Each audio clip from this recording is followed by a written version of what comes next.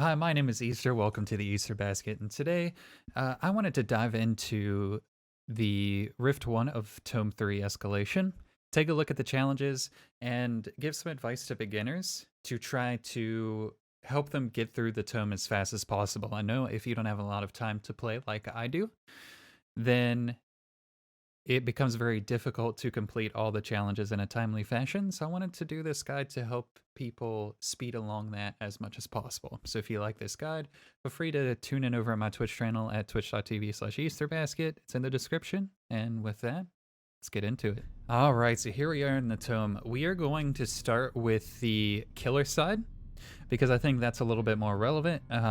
A good portion of the people by necessity have to play Survivor that play this game, so if people are going to be unfamiliar with the role, it's probably going to be Killer. So the first one, hook 8 different survivors. So the key word here is different. So you want to pick killers that are able to down people sequentially. So somebody like Myers. As far as base killers go, if you don't have a lot of the DLC, Billy is probably your best choice for this. You hook somebody, somebody rescues that person, you chainsaw the rescuer, and then repeat.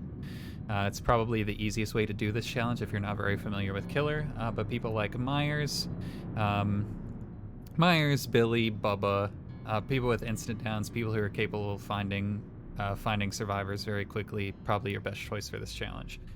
So this one, especially if you're unfamiliar with Huntress, the easiest way to hit people with Huntress's hatchets, if you are new or a middling level killer, is to wait until they do an animation that locks them in place. Whenever they throw out a vault a window, whenever they drop a pallet, whenever they do anything like that they are required to finish the animation for, you can hit them with a hatchet. So hitting 3 might be a little difficult your first time through if you're not familiar with playing her, but I would recommend waiting until they do something to that effect, or they run in the open with nowhere to go, and then you can just hit them point blank in the back with a hatchet. Damage 12 generators, if you don't have any perks, I would recommend Trapper, because he has brutal strength, so that way you aren't completely wasting your time just running back and forth. He does have low movement speed, so what you can do is, if you know, especially if you know 2 survivors are on 2 separate gens, you can just run back and forth between them, kicking their gens with brutal strength to get this done. That's the way that I did it, at least, and I was able to do this in a single game. Earning 50,000 blood points, this is a neutral one, but it does count add-ons and perks. So if you don't have perks on any of the killers and you own the Bubba DLC, you can equip barbecue and chili to make this go faster. I believe that's the only perk. You can also equip something like Distressing to help you boost in blood points if you're having trouble finishing games with a lot of blood points. Or Thrill of the Hunt, I believe, also gives you a lot of points for the hunting category. So this one is chase survivors for a total of 90 seconds using Beast of Prey. Relatively simple. If there's one thing that you're not going to need help with as a new killer, it's going to be chasing survivors. So something you might want to do is pick a killer who is more adept at finding. So if you have the Doctor DLC, then you can just play the doctor, find somebody with an electric pulse, and then chase them around. That's probably the easiest way to do this one. Except you will need to use Beast of Prey, which is a Huntress perk. So Huntress, if you have the perk on Doctor, Doctor is probably the easiest way to get it done. Otherwise, chasing isn't that difficult. So make the survivors scream 20 times. This one is going to be very, very difficult if you don't have either the Doctor DLC or the Plague DLC. And the reason for that is that to make people scream, you need to hook them, you need to, as I said before, use Infectious Fright, or shock them with Doctor. Those are things that also make survivors scream. If you don't have any of those killers, this is going to take a very long time. So I highly recommend that using the Doctor DLC, not only just because he's an extremely fun killer, but because it makes this able to be done in one easy non-farming game. So earn 3 chaser emblems of bronze quality or better for the emblems, okay? As the tomes move forward, this rift is very easy. So this is the first one, this is the beginner one. As this goes on, the challenges will be harder and harder. So it will be very important, if you are not very familiar with how the game works, to focus on what this specific emblem is trying to do. So chaser emblems, you get high chaser emblems when the time between when you find the survivor and when you hit the survivor is very short, when your chases are very short. So if you're able to play somebody like Nurse, though she is a very difficult killer, but if you're able to play somebody like Nurse, if you're able to play somebody like Billy, if you're able to play somebody like Spirit, who typically gets the first hit in very quickly, then this emblem challenge is going to be a lot easier for you.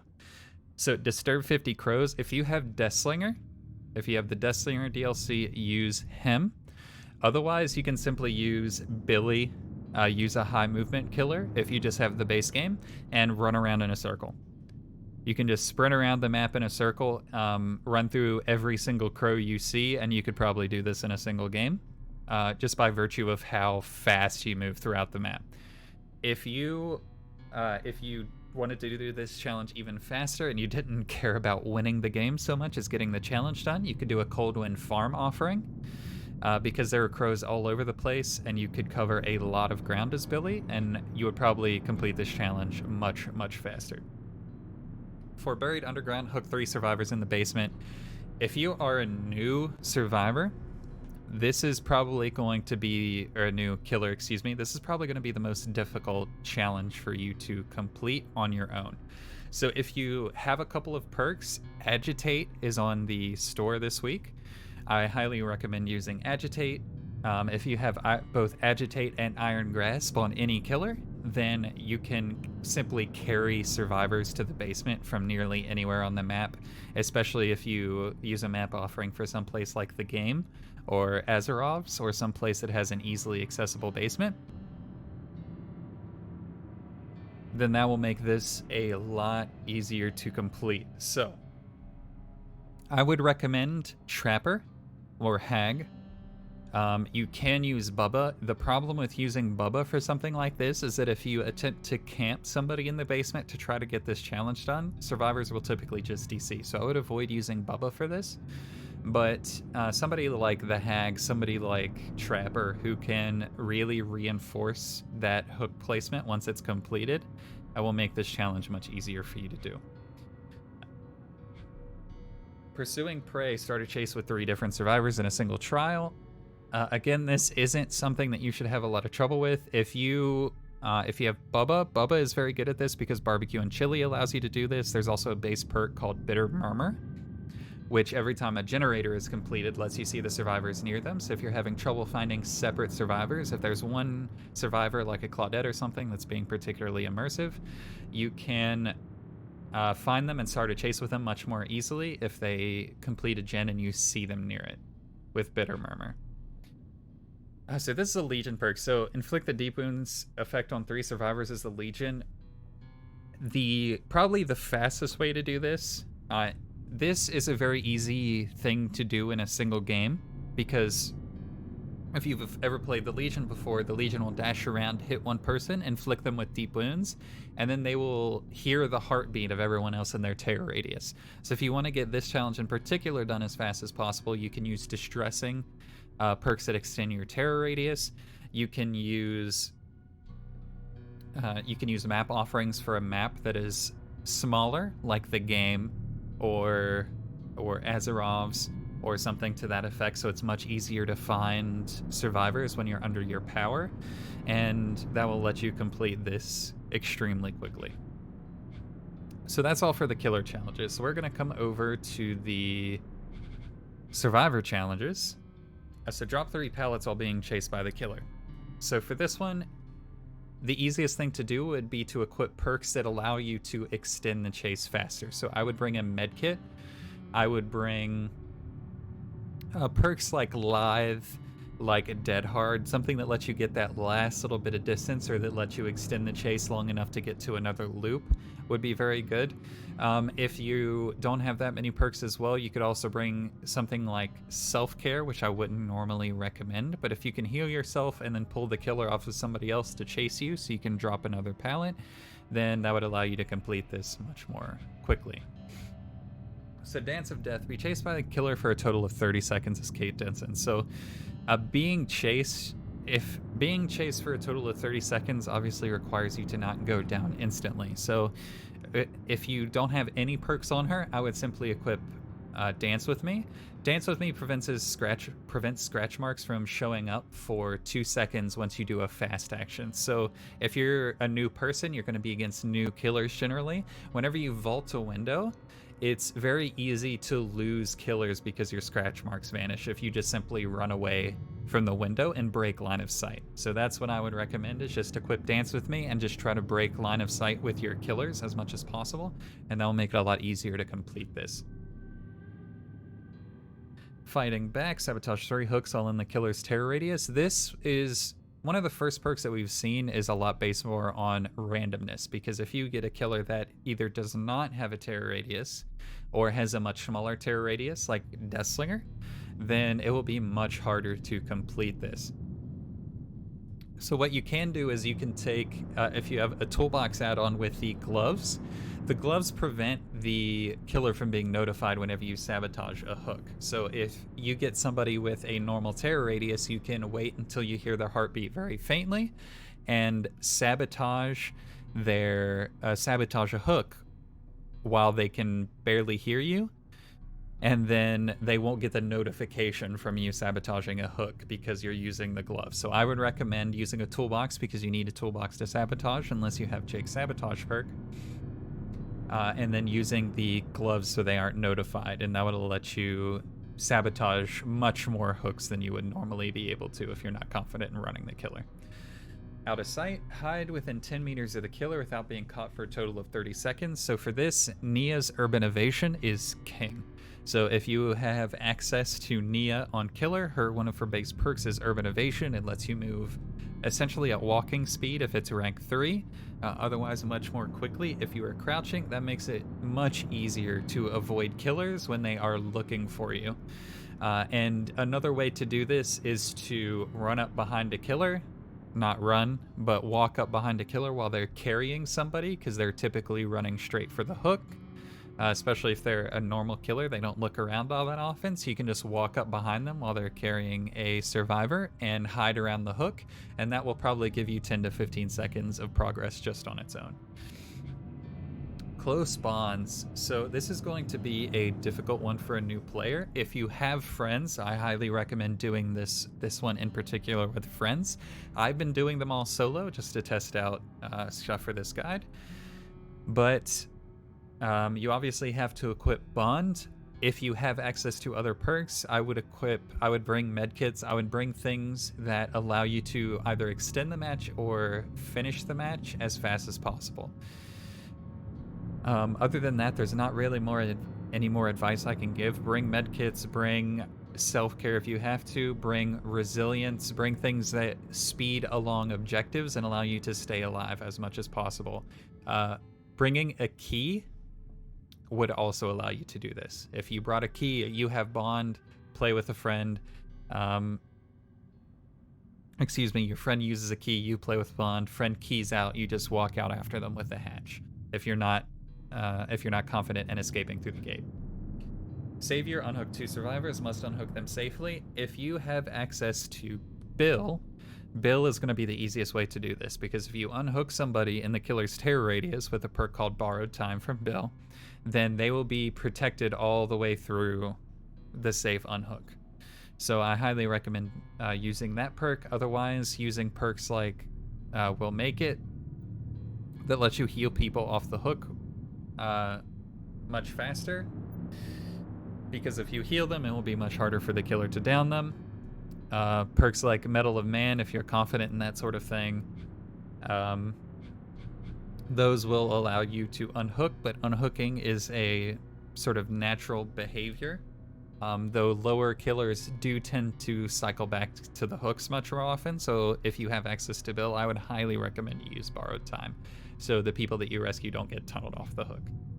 The Engineers Guild, repair a total of 2 generators while cooperating with other survivors. This is another one, if you're noticing a trend among survivor perks, that is immensely easier to do with a friend, because if you are with somebody who is a random, you can't obviously communicate with them. If a killer comes to you, you have to split. It's much harder for you to find somebody else. So you can use, if you have access to like rank 3 of Bond, for example, then you can do this solo by seeing other people march further away. So you can just run past gens. If there's somebody there, then you can help them out and get your progress in that way. So I would recommend using Bond if you're solo. If not, just asking your friend, hey, can you come work on this generator with me? It would be much easier. So Benevolent Emblems. This one applies to the same concept as the Chaser emblem down here. If as the tomes go on, there will probably be a very similar emblem that says something, whether it's silver, gold, or iridescent quality. So it doesn't matter so much for this one, but as it goes on, you'll want to pick perks that really help you with the Benevolent Emblem, help you heal people, help you unhook people, like Borrowed Time, like We'll Make It.